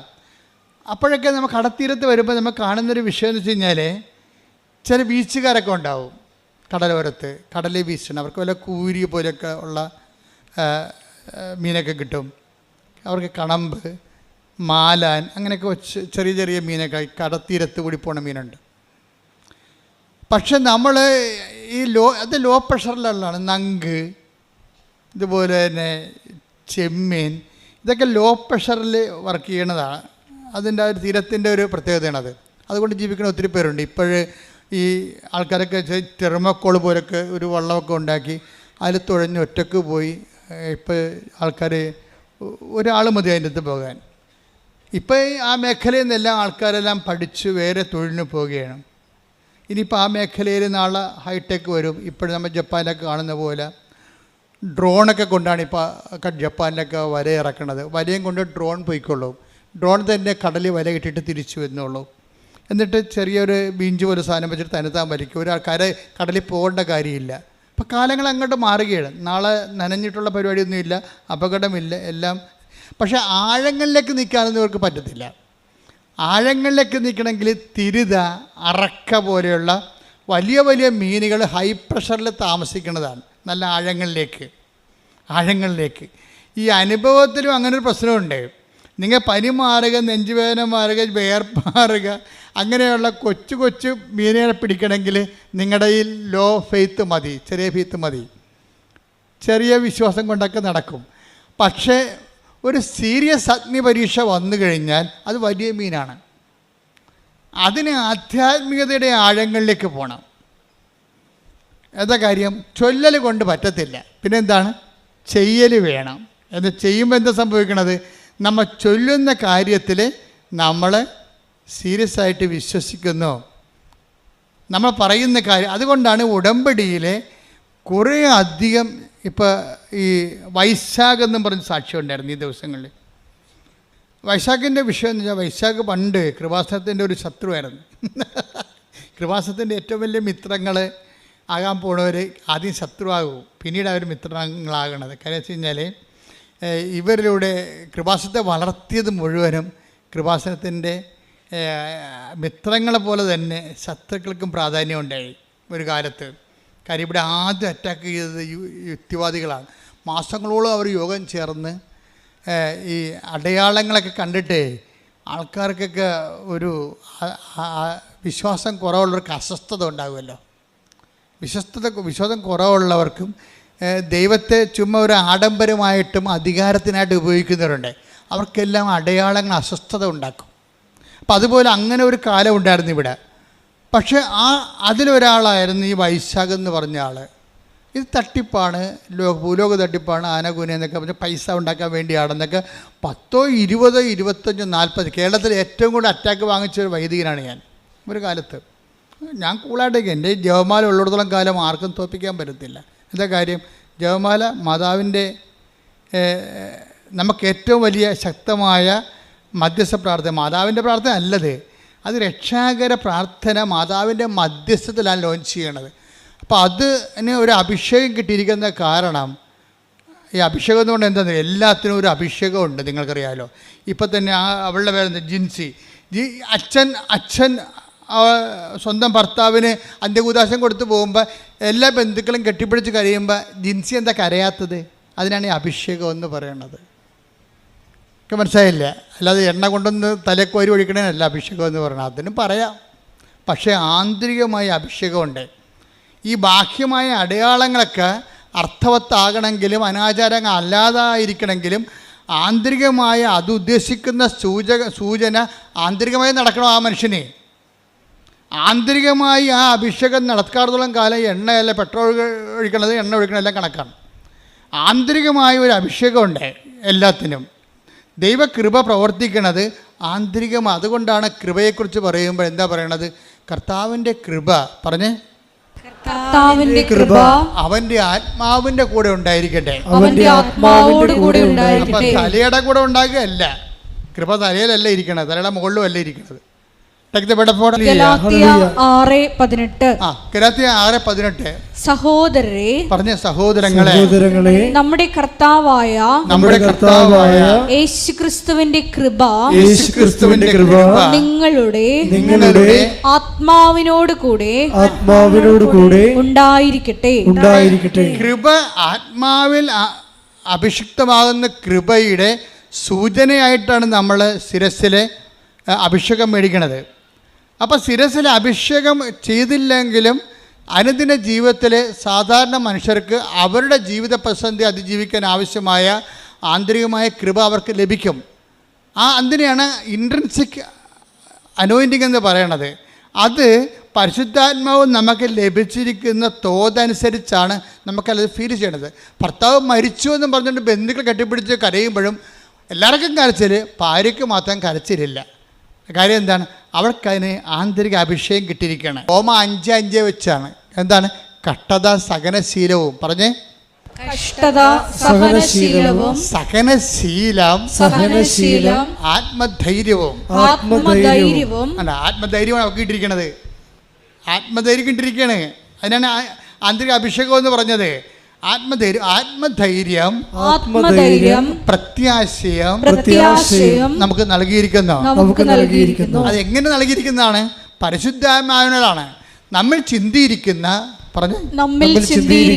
പരിശുദ്ധാത്മാവിനാൽ ദൈവത്തിന്റെ സ്നേഹം എന്തെന്ന് നമ്മൾ അറിയുന്നു. അപ്പൊ ഈ ആന്തരിക അഭിഷേകവും പരിശുദ്ധാത്മാവും ദൈവത്തിന്റെ സ്നേഹവും തമ്മിൽ ബന്ധമുണ്ട്. എന്താ കാര്യം വെച്ച് കഴിഞ്ഞാൽ, പരിശുദ്ധാത്മാവ് നിറയുമ്പോൾ നമുക്ക് എന്താ സംഭവിക്കണത്? അത് പരിശുദ്ധാത്മാവിനെ നിലനിർത്താൻ ആവശ്യമായ ഒരു ഇന്റേണൽ ഡിസ്പോസിഷൻ ഉണ്ട്. അതാണ് മാതാവ് സെപ്റ്റംബർ 7 പറഞ്ഞത്. ഡിസ്പോസിഷൻ, പരിശുദ്ധാത്മാവിനെ നിലനിർത്താനുള്ള ആന്തരികമായ ഒരു ഡിസ്പോസിഷൻ. ആ ഡിസ്പോസിഷൻ ഉണ്ടെങ്കിൽ എന്താ സംഭവിക്കണത്? പരിശുദ്ധാത്മാവിൻ്റെ ഫലമാണ് എന്ത്? ദൈവസ്നേഹം. ഈ നമ്മൾ ചിന്തിയിരിക്കുന്ന പരിശുദ്ധാത്മാവ്, take the bed of God, അതായത് പരിശുദ്ധാത്മാവിൻ്റെ ഫലമാണ് ദൈവസ്നേഹം. അപ്പം സ്നേഹം, പരിശുദ്ധാത്മാവിൻ്റെ ഫലങ്ങൾ ഗലാത്യർ 5:22. എന്നാൽ ആത്മാവിന്റെ ഫലങ്ങൾ സ്നേഹം, ആനന്ദം, സമാധാനം, ക്ഷമ, ദയ, നന്മ, വിശ്വസ്തത, സൗമ്യത, ആത്മസംയമനം ഇവയാണ്. ഈ ജിൻസി എന്ന് പറയുന്ന സഹോദരിക്ക് ഈ സംഭവങ്ങൾ ഇപ്പം എല്ലാം കിട്ടിയ പോലെയാണ് അല്ലേ? എന്തൊക്കെയാണുള്ളത്? ആത്മാവിൻ്റെ ഫലങ്ങൾ എന്തൊക്കെയാണുള്ളത്? സ്നേഹം, ആനന്ദം. അപ്പം ഇതെല്ലാം ഈ ആന്തരികമായ ആനന്ദത്തിനാണ് ആന്തരിക അഭിഷേകം എന്ന് പറയുന്നത്. സ്നേഹം, ആനന്ദം, പിന്നെന്താണ്? സമാധാനം, ക്ഷമ, ദയ, നന്മ. ഇത് ഈ സമാധാനം എന്ന് പറയണത് ശരിക്കും പറഞ്ഞാൽ സ്നേഹം പ്ലസ് ക്ഷമയാണ് ഈക്വൽ ടു സമാധാനമാണ്. അപ്പോൾ സ്നേഹം എന്ന് പറഞ്ഞാൽ അതിൻ്റെ കൂടെ പ്ലസ് അതിൻ്റെ കൂടെ പിന്നെന്താ? ക്ഷമ കൂടുമ്പോഴാണ് അതായത് സമാധാനം എന്ന് പറയുന്നത്. സമാധാനം ഉണ്ടാകണത്. ക്ഷമ എന്ന് പറയുന്നത് എന്താണ്? സഹിക്കുന്ന സ്നേഹത്തിനാണ് ക്ഷമയെന്ന് പറയണത്. സഹിക്കുന്ന സ്നേഹത്തിനാണ് ക്ഷമയെന്ന് പറയണത്. അപ്പോൾ സ്നേഹവും പിന്നെ അതിൻ്റെ സർപ്ലസായി വരുന്ന സഹിക്കുന്ന സ്നേഹവും കൂടി വരുമ്പോഴാണ് നമ്മൾ സമാധാനം വരണത്. പിന്നെ സമാധാനം കഴിഞ്ഞ് എന്താ പറയണത്? ക്ഷമ, ദയ. കാരണം നമുക്ക് മറ്റുള്ളവർക്ക് ആ സ്നേഹം സഹിച്ചുകൊണ്ട് മറ്റുള്ളവർക്ക് സ്നേഹം കൊടുക്കുന്നതിനാണ് ദയ എന്ന് പറയുന്നത്. നന്മ. അത് ഏത് കാലാവസ്ഥയിലും നന്മയായിട്ടുള്ള ചെയ്യാനുള്ള ബേസിക് ഗുഡ്നെസ് ആണത്. വിശ്വസ്തത എന്ന് വെച്ചാൽ വചനത്തോടും ദൈവത്തോടും ദൈവവചനത്തോടുമുള്ള ഒരു മനുഷ്യൻ്റെ കൂറ് വിശ്വസ്തത. സൗമ്യതയിലും ഈ സഹിക്കുന്ന സ്നേഹവും ക്ഷമയും കൂടിയാണ്, പ്രത്യാശയും കൂടി കലർത്താണ് ഈ സൗമ്യത ഉണ്ടാകുന്നത്. സൗമ്യത ശരിയാകും. ഭർത്താവ് 4 കാലേ വീണ് കുടിച്ചുകൊണ്ട് വന്നിട്ട് നമ്മുടെ മോന്തക്ക് 2 കാച്ച് കച്ചാലും ഈ ഭാര്യ, ചില ആന്തരികമായ അഭിഷേകം കിട്ടിയ ഭാര്യമാർ പ്രാർത്ഥനയോടെ നിൽക്കും. എന്താണ്? ഇന്നല്ലെങ്കിൽ നാളെ ആ മനുഷ്യനെ കർത്താവ് തൊടും എന്നാണ് പറയണത്. തൊടും, അതാണ് സൗമ്യത. അപ്പോൾ അവൾക്ക് ഇതുപോലെയുള്ള എടുത്ത് കയറ്റമൊന്നുമില്ല, വെയിറ്റ് ചെയ്യാണ്. അതായത് പ്രത്യാശ നമ്മളെ നിരാശരാക്കുന്നില്ല. എന്താ കാര്യം? നമ്മൾ ചിന്തിയിരിക്കുന്ന പരിശുദ്ധ. ഇതുകൊണ്ടാണ് നിങ്ങൾ വചനം വായിക്കണമെന്ന് പറഞ്ഞത്. ഉടമ്പടി കൊണ്ടുവന്നിട്ട് ഇങ്ങനെ നിയോഗങ്ങൾ എഴുതി കെട്ടിത്തന്നല്ല പ്രശ്നം. അത് ആക്ടിവേറ്റ് ചെയ്യണമെങ്കിൽ അതിന് കറസ്പോണ്ടിങ് ആയിട്ടുള്ള വചനങ്ങളുണ്ട്. അത് വരണത് വ്യാഖ്യാനങ്ങളാണ് വരണത്. ഉടമ്പടി ധ്യാനം കുടുംബം മാത്രമേ ഇത് മനസ്സിലാകത്തുള്ളൂ. അല്ലെങ്കിൽ നിങ്ങൾ ഇത് മനസ്സിലായില്ലെങ്കിൽ പഴയ ലോകത്താനായിട്ട് തന്നെ ജീവിക്കും. അത് ഒരു വശമായിട്ട് പോകും. വീട്ടിൽ നിങ്ങൾ പഴയ ആൾക്കാർ തന്നെ ജീവിക്കും. അങ്ങനെ അത് ജീവിക്കാതിരിക്കാനാണ് നിങ്ങളോട് പറയണത്. എന്താണ്? നിങ്ങൾ ഉടമ്പടി ധ്യാനം കൂടണം. പിന്നെ എന്താ ചെയ്യണത്? അരമണിക്കൂർ വെച്ച് വചനം വായിക്കണം, പ്രാർത്ഥിക്കുക. കർത്താവായ ദൈവമേ, ഉടമ്പടി ധ്യാനം മുടങ്ങാതെ കൂടാനും മുടങ്ങാതെ വചനം വായിക്കുവാനും എന്നെ അഭിഷേകം ചെയ്യണം.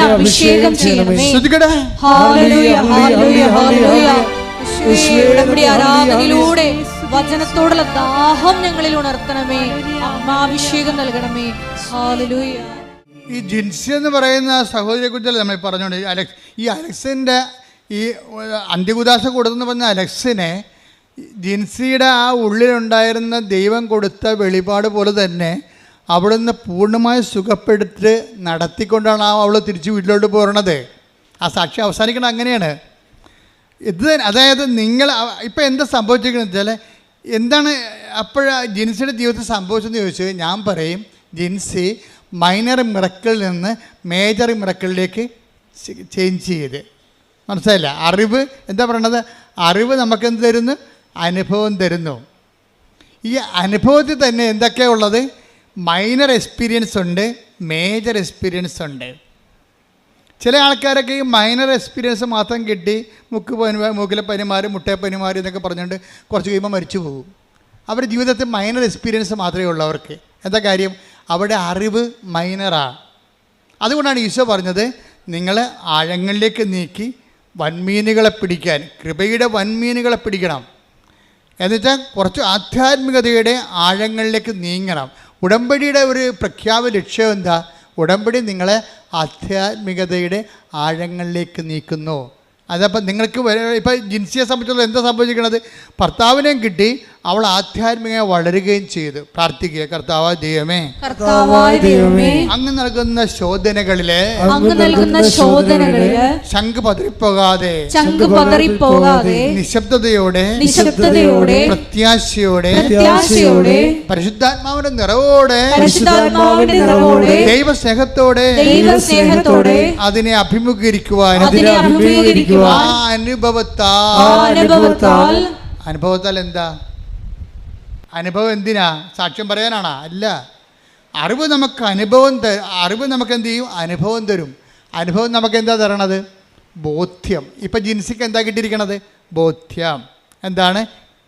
ഈ കാലം കഴിഞ്ഞു പോകും, എന്ത് സങ്കടം വന്നാലും ഞാൻ ഉടമ്പടിയെടുത്ത അമ്മ എനിക്ക് വേണ്ടി മധ്യസ്ഥം വഹിച്ചുകൊണ്ടിരിക്കും. അപ്പോൾ ജീവിതത്തെ ഞാൻ എന്ത് ക്രൈസിസ് ആയാലും കാഷ്വാലിറ്റി ആയാലും എനിക്കിനി അതിജീവിക്കാൻ കഴിയും. കാരണം എന്താണ്? ഞാൻ ഉടമ്പടിയിലാണ്. പ്രാർത്ഥിക്കുക, കർത്താവായ ദൈവമേ, ഇത്തരം ആന്തരിക അവബോധത്തിലേക്ക് ആത്മീയ ബോധ്യത്തിലേക്ക് എന്നെ നയിക്കണമേ. അപ്പം ഓരോ സാക്ഷ്യവും ഞാനിപ്പോൾ നമ്മുടെ പ്രിയപ്പെട്ട അച്ഛന്മാരോട് പറയുവേ, കൃപാസനം എന്ന് പറയുന്നത് സാക്ഷ്യമാണ്. എന്താ കാര്യം? സാക്ഷ്യം എന്ന് പറയുന്നത് ബോധ്യമാണ്. അപ്പോൾ ബോധ്യം ആൾക്കാർക്ക് എന്താ കൊണ്ട് നൽകണത്? ബോധ്യമാണ് നൽകണത്. ബോധ്യം ഇപ്പോൾ അറിവ് അനുഭവം നൽകുന്നു, അനുഭവം നൽകും, ബോധ്യം നൽകും. ഇപ്പോൾ ജിൻസിക്കൊരു ബോധ്യം കിട്ടിയില്ലേ? ഈ ബോധ്യം പക്ഷേ ആദ്യം ഉണ്ടായിരുന്ന വൈശാഖിനില്ലായിരുന്നു. വൈശാഖ് എപ്പോഴും നോക്കിക്കൊണ്ടിരുന്ന കൃപാസനത്തെക്കുറിച്ച് മോശം വീഡിയോ ആര് പറഞ്ഞാൽ അത് നോക്കും, എന്നിട്ട് കമൻറ്റ് ചെയ്യാൻ വേണ്ടി. അതൊക്കെ അന്ന് കൃപാസനത്തെക്കുറിച്ച് അദ്ദേഹത്തിന് ബോധ്യമില്ലായിരുന്നോ? അപ്പോൾ അദ്ദേഹം അന്ന് ചെയ്യണമെന്ന് വെച്ച് കഴിഞ്ഞാൽ നമുക്ക് ആരോഗ്യമുണ്ട്, നമുക്ക് ജോലി ചെയ്യാം, നമുക്ക് ബുദ്ധിയുണ്ട്, നമുക്ക് പിന്നെ അതുകൊണ്ട് അയാൾ പറയും ഞാൻ അഹങ്കാരിയായിപ്പോയെന്നാണ് പറഞ്ഞത്. വൈശാഖ് പറയുന്ന ഒരു വിഷയമുണ്ട്. അതായത് എപ്പോഴും കുഴപ്പമില്ലാത്ത ഒരു ജോലി എനിക്കുണ്ട്, അതായിരുന്നു എൻ്റെ അഹങ്കാരമെന്ന്. മനുഷ്യൻ്റെ ഏറ്റവും വലിയ പ്രോബ്ലം അതാണ്. എനിക്കും ഉണ്ടാവും, നിങ്ങൾക്കും ഉണ്ടാവും. നമ്മൾക്കുള്ള ഒരു വിഷയത്തെക്കുറിച്ച് നമ്മൾ കണ്ടൻറ്റഡ് ആയിരിക്കും, പിന്നെ അവിടെ ദൈവത്തിന് സ്പേസ് ഇല്ല. അഹങ്കാരത്തിൻ്റെ ഒരു കുഴപ്പമെന്ന് വെച്ച് കഴിഞ്ഞാൽ മുഴുവൻ ദൈവത്തിൻ്റെ സ്പേസ് അത് കൈകാര്യം ചെയ്യുമെന്നുള്ളതാണ്. ഇപ്പോൾ ഒരു മുറി മുഴുവനും മേശം കസേരയാണെങ്കിൽ നമുക്ക് അകത്തോട്ട് കിടക്കാൻ പറ്റുമോ? അതുപോലെയാണ് ഈ സംഭവം. നമ്മൾ തന്നെയായിരിക്കും അതിൻ്റെ അകത്ത് മുഴുവനും. അപ്പോൾ ദൈവത്തിന് അതിൻ്റെ അകത്ത് പ്രവേശനമില്ല.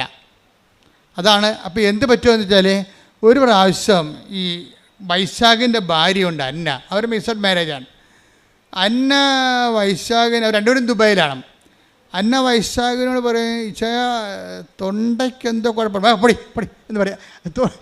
ഈ അന്ന പറഞ്ഞാണ് ഇച്ചയ തൊണ്ടയ്ക്ക് എന്തോ കുഴപ്പമുണ്ടെന്ന് തോന്നുന്നത്, തടയി നോക്കുകയും പറയും എടി പൊടി എന്ന് പറഞ്ഞ് ഇവളെ ഓടിച്ചിടും, സമ്മതിക്കത്തില്ല. അപ്പോൾ അത് പുള്ളിക്കാരൻ പറയും അത് പുള്ളി നല്ല ഈ ജിംനേഷ്യനാണ്, നല്ല ആരോഗ്യമുള്ള ആളാണ്. അപ്പോൾ പറയും എൻ്റെ ബോഡി ബിൽഡിങ്ങിൻ്റെ ആണ് ചിലപ്പോൾ നിങ്ങൾക്ക് തോന്നണത്, അല്ല കഥയൊന്നുമില്ലെന്ന് പറയും. പക്ഷേ 2 ആഴ്ച കഴിയുമ്പോൾ പിന്നെ അന്ന പറയും അച്ഛാ തൊണ്ടയ്ക്ക് എന്ത് കുഴപ്പമുണ്ടല്ലോ എന്ന് പറയും. അപ്പം പിന്നെ ഇവളോട് ഭയങ്കര സ്നേഹമായത് കാരണം എന്നാൽ പിന്നെ പോയി നോക്കാമെന്ന് പറയും. എന്നാൽ പിന്നെ പോയി നോക്കാമെന്ന് പറഞ്ഞ് ടെസ്റ്റ് ചെയ്ത് കഴിയുമ്പോൾ പിക്ചർ ആപ്പടെ മാറും. എന്താ കാര്യം? ഇത് തൈറോയ്ഡ് ക്യാൻസറാണ് സംഭവം. തൈറോയ്ഡ് ക്യാൻസർ ആകുമ്പോൾ പിന്നെ അവരെ ദുബായിൽ വേണ്ടത്ര മെഡിക്കേഷൻ ഇല്ല. അവളെ നേഴ്സാണ്, അവളവിടെ നിൽക്കും. എന്നിട്ട് ഇയാളെ നാട്ടിലേക്ക് പറഞ്ഞു വിടും. നോക്കിയേ, 1 സെക്കൻഡ് കൊണ്ട് കാര്യങ്ങൾ മാറുന്നു കണ്ടില്ലേ? 1 സെക്കൻഡ് കൊണ്ട് കാര്യം മാറും.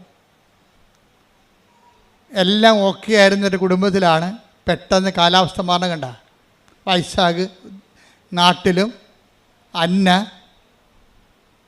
ദുബൈയിലുമാണ്. പിന്നെ എന്താ ചെയ്യണത്? അപ്പോൾ ഇതൊരു ഓപ്പറേഷനിലേക്കാണ് പോണത്. നാട്ടിൽ വന്നും അത് സ്കാൻ ചെയ്തെടുത്ത് നോക്കിയപ്പോഴും അത് തൈറോയ്ഡിൽ ക്യാൻസർ തന്നെയാണ്. അതോടുകൂടി ഈ മനുഷ്യൻ അസ്തമിക്കാൻ തുടങ്ങും. വല്ലാത്ത രീതിയിൽ വിഷമവും വേദനയും, കാലാവസ്ഥ മുഴ അങ്ങനെ വലുതാകാൻ തുടങ്ങും.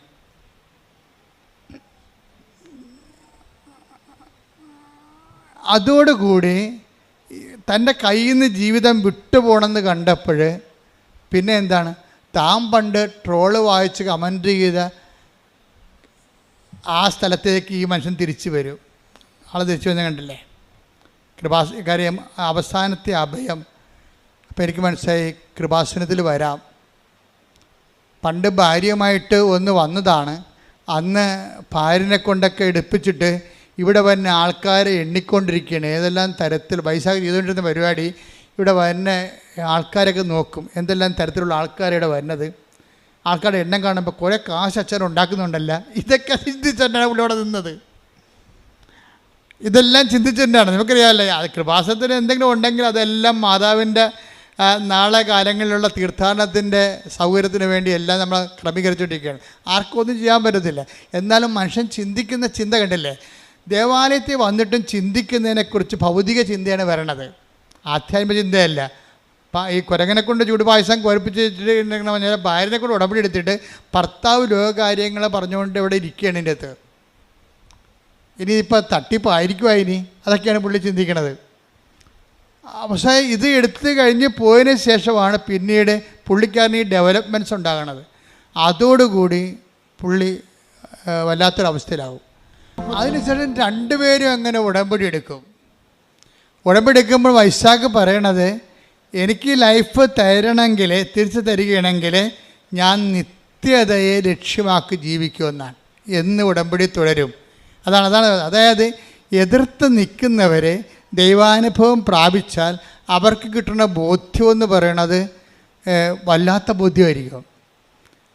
ഇത് അമ്മയുമായിട്ട് ഇയാൾ ഒരു ഡിസ്കഷനിൽ, അമ്മ എനിക്കൊരു ലൈഫ് തിരിച്ചു തരികയാണെങ്കിൽ ഞാൻ പിന്നെ നിത്യമായിട്ട് ഉടമ്പടി ജീവിക്കും, നിത്യതയ്ക്ക് വേണ്ടി ജീവിക്കും എന്നൊക്കെ ഈ മനുഷ്യൻ എല്ലാം തകർന്ന് ദൈവത്തോട് പറയും.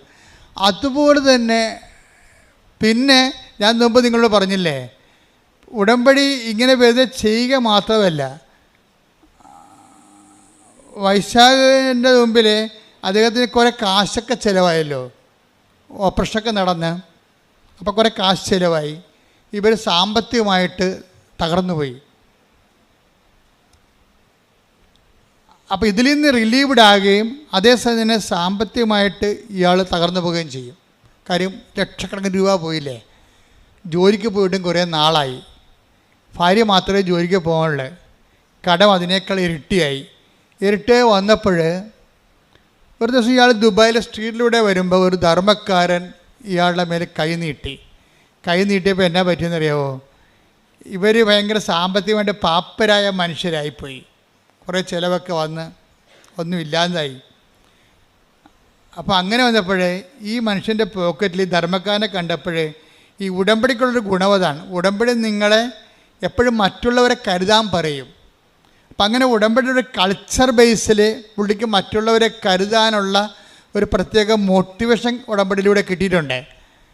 അപ്പോൾ അത് അദ്ദേഹത്തിന് മനസ്സിലുണ്ട്. അപ്പോൾ ഈ ധർമ്മക്കാരൻ ഇയാളുടെ മുമ്പിൽ കൈ നീട്ടിയപ്പോൾ ഇയാൾക്ക് ആണെങ്കിൽ അന്ന് അത്താഴത്തിനും എത്രയോ 2 പേർക്കും ജോലി ഉണ്ടായിരുന്നതാണേ. ഇപ്പോൾ ഈ ഒരു പ്രത്യേകത്തിൽ പൈസ എല്ലാം പോയി. അപ്പോഴേ ഇയാൾ ഈ ധർമ്മക്കാരൻ കൈ നീട്ടുമ്പോൾ ഭാര്യയെ വിളിച്ച്, അത് അന്ന് അവളവിടെ ഭാര്യയെ വിളിച്ച് ചോദിക്കും, എടി അത്താഴത്തിന് എന്നാണെന്ന് ചോദിക്കും. എന്ന് വെച്ച് കഴിഞ്ഞാൽ അത്താഴത്തിനുള്ള കാശാണ് ഈ പോക്കറ്റിൽ കിടക്കണത്. വല്ല ഹോട്ടലിൽ നിന്ന് വല്ലതും വാങ്ങിച്ചുകൊണ്ട് വീട്ടിൽ പോകണം. അതിൻ്റെ ഉദ്ദേശത്തിലാണ് പുള്ളി നടന്ന് വരണത്. അപ്പോൾ അതിൻ്റെ അകത്ത് 10 ദിർഹംസ് ഉണ്ട്. തട്ടിപ്പിടിച്ച് 220 രൂപ പുള്ളിയുടെ പോക്കറ്റിൽ കിടപ്പുണ്ട്. അപ്പോൾ 220 രൂപ കിടപ്പുണ്ട്. ഭാര്യയെ വിളിച്ച് ചോദിക്കും, എടീ അത്താഴത്തിന് എന്നാന്ന് ചോദിക്കും. അപ്പോൾ പറയും, നിങ്ങൾക്ക് കൊളസ്ട്രോൾ അല്ലേ, നിങ്ങൾ ഡയറ്റിലാണ്, നിങ്ങൾക്ക് ഞാൻ സവാളയും തൈരും അരിഞ്ഞു വെച്ചിട്ടുണ്ട് രാത്രി, അതുപോലെ ഞാൻ പിന്നെ എങ്ങനെ അഡ്ജസ്റ്റ് ചെയ്യാമെന്ന് പറയും. എന്നാണോ ചോദിക്കാൻ കാര്യം? അല്ല, ഒരു ധർമ്മക്കാരൻ എൻ്റെ അടുത്ത് നിൽക്കണേ, ആ കൊടുത്തിട്ട് പോരാൻ പറയും. അപ്പോൾ ഉടനെ ഈ മനുഷ്യൻ ഇതിൻ്റെ അകത്തുള്ള 10 ദിർഹംസ് അയാൾക്ക് കൊടുക്കും. എന്നിട്ട് പോയി അയാൾക്ക് സവാളയും ഇത് മതി, സവാളയും തൈരും മതി രാത്രി. അപ്പോൾ അത് കൊടുക്കാനും തൻ്റെ കയ്യിൽ അത്താഴത്തിനുള്ള വക കൂടി കൊടുക്കാൻ വേണ്ടി അയാൾക്ക് ഒരു ആന്തരികമായ അഭിഷേകം കിട്ടും. ഇതാണ് സംഭവം, പിടിയിട്ടില്ലേ? അപ്പോൾ ഈ 10 ദിർഹംസ് അയാൾക്കെടുത്ത്, ധർമ്മക്കാരൻ അത്രയും പ്രതീക്ഷിച്ചില്ല, വല്ല 2-3 ദിർഹംസ് കിട്ടുമെന്നാണ് വിചാരിച്ചത്. അവൾ കൈ പുകയിലുണ്ടായിരുന്ന 10 ദിർഹംസും കൊടുത്തു. 10 ദിർഹംസ് കൊടുത്തോടു കൂടിയുണ്ടല്ല, ഈ ധർമ്മക്കാരൻ കൈ നീട്ടി ഈ മനുഷ്യൻ സന്തോഷത്തോടെ ഈ മനുഷ്യൻ തലയെ കൈവച്ചു. അത് വലിയ സന്തോഷത്തോടെ ഈ മനുഷ്യൻ കൈകൂപ്പി ധർമ്മക്കാരൻ്റെ ആശീർവാദം മേടിച്ച് വീട്ടിൽ വന്ന് സന്തോഷത്തോടെയാണ് ആ മനുഷ്യനത് കൊടുത്തത്. കാര്യം നമ്മൾ കൊടുക്കുമ്പോൾ അളിഞ്ഞ മോന്തമായിട്ട് കൊടുക്കുന്ന ആൾക്കാരുണ്ട്, പത്രം അങ്ങനെ ചെയ്യണവരുണ്ട്. അളിഞ്ഞ മോന്തമായിട്ട് പത്രം കൊടുക്കും. ഇത് കൊടുത്ത് അവസാനിപ്പിക്കണമല്ലോ ആർക്കെങ്കിലും, ഇനി ആർക്കോട്ടെ ഏത് പണ്ടാരത്തിൽ കൊടുക്കാനാണ്, ഇങ്ങനെ കൊടുക്കുന്നവരുണ്ട്. സന്തോഷത്തോടെ കൊടുക്കുക. കഴിഞ്ഞ ദിവസങ്ങളിൽ സരസ്വതി ഇവിടെ ഒരു കിടിലൻ സാക്ഷ്യം പറഞ്ഞു.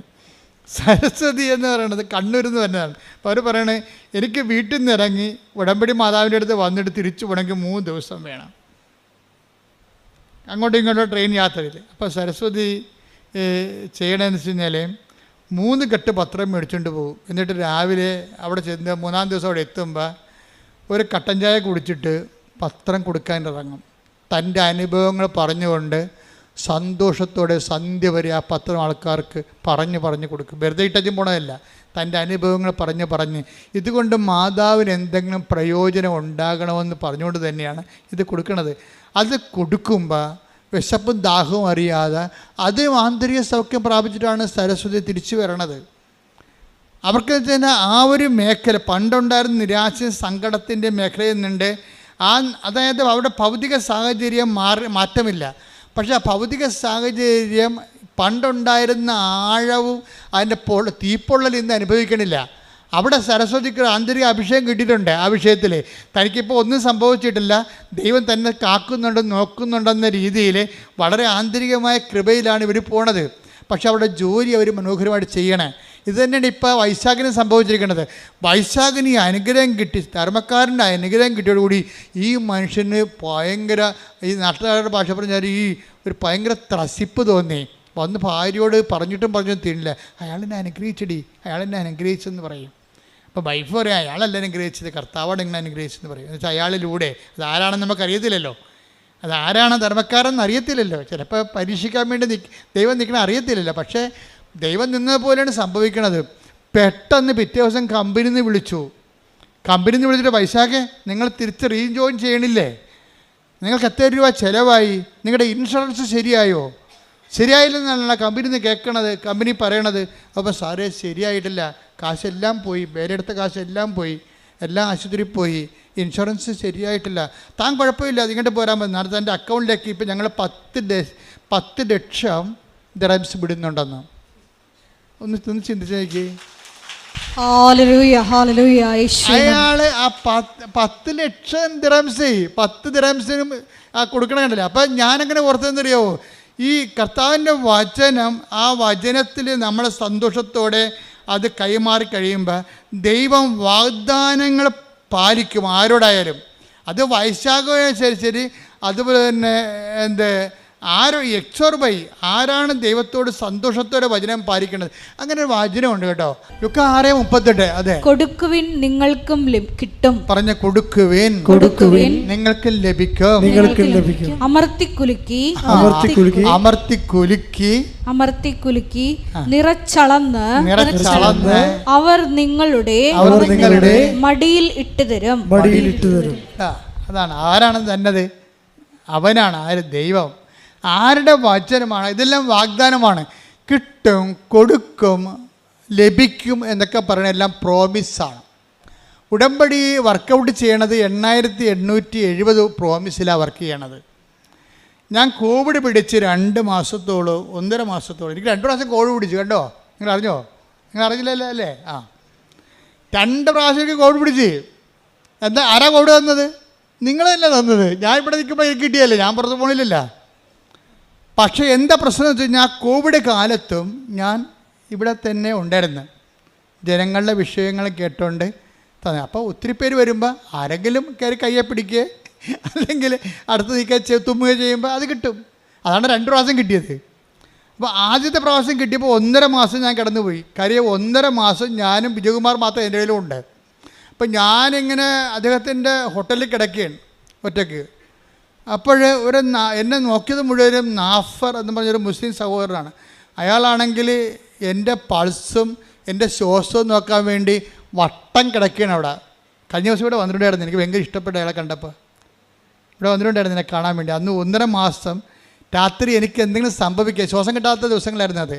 അപ്പോൾ എൻ്റെ മേലിൽ ജവമാല ഉണ്ടായിരുന്നു. അപ്പോൾ ഈ നാഫർ അടുത്ത് കിടക്കുകയാണ് വട്ടം. എന്നിട്ട് ഞാൻ എന്തെങ്കിലും ഒരു പന്തികേട് കണ്ട അപ്പോൾ പുള്ളിക്ക് അകത്തോട്ട് വരാൻ വേണ്ടി പുള്ളി പുറത്ത് കിടക്കുകയാണ്. അപ്പോൾ ഞാൻ ഓർക്കണേ, ഞാൻ എൻ്റെ ജീവിതത്തിൽ ഒരിക്കലും കാണാത്തൊരു മനുഷ്യനാണ്. ഈ ഒരു കാലഘട്ടത്തിൽ എൻ്റെ ബന്ധുക്കളല്ല, സ്വന്തപ്പെട്ടുള്ള സഹപ്രവർത്തകരല്ല, ആരുമല്ല. ഇത് നിങ്ങൾ ഓർക്കണം. എന്താ പ്രശ്നം വെച്ച് കഴിഞ്ഞാൽ, നിങ്ങൾ ഓരോരുത്തരെയും താങ്ങണതും തലോടണമെല്ലാം നാളെ നിങ്ങൾക്ക് അവർ പ്രയോജനപ്പെടുമെന്നുള്ള ഉദ്ദേശത്തിലാണ്. പക്ഷെ നിങ്ങൾ താങ്ങേണ്ടതും തലോടേണ്ടതും ദൈവത്തെ മാത്രമാണ്. എവിടെയെങ്കിലും നിങ്ങൾക്ക് അറ്റാച്ച്മെൻ്റ് ഉണ്ടെങ്കിൽ ആ അറ്റാച്ച്മെൻ്റ് വെച്ചായിരിക്കും നിങ്ങൾക്ക് പണി കിട്ടാൻ പോണത്. പക്ഷേ ദൈവത്തോട് മാത്രം അറ്റാച്ച്മെൻ്റ് ഉണ്ടെങ്കിൽ നമ്മളുടെ യഥാർത്ഥ സമയത്ത് ദൈവമാണ് ആളെ ദൂത വിടണത്. ഞാൻ നിനക്ക് മുമ്പേ എൻ്റെ ദൂതനെ അയക്കും. ശ്രുതികട ഹല്ലേലൂയ. Take the word of God. ഹല്ലേലൂയ ഹല്ലേലൂയ ഹല്ലേലൂയ ഹല്ലേലൂയ. യേശുവേ